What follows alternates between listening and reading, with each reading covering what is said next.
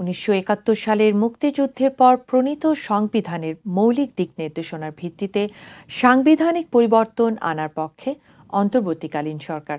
এক্ষেত্রে সকল পক্ষের সঙ্গে আলোচনার ভিত্তিতে ছাত্র জনতা সহ জনগণের সদিচ্ছার প্রতিফলন ঘটানোর উপর জোর দিতে হবে।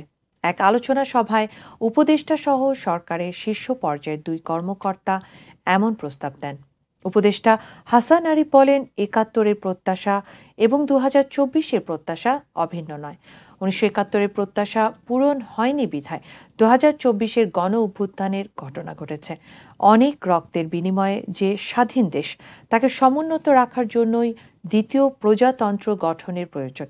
সময়ের সঙ্গে তাল মিলিয়ে বিভিন্ন দেশের সংবিধান পরিবর্তন করা হয়েছে উল্লেখ করে সুপ্রিম কোর্টের এই জ্যেষ্ঠ আইনজীবী বলেন, সংবিধান জীবিত ডকুমেন্ট, তাকে নিয়ে কাজ করা সম্ভব।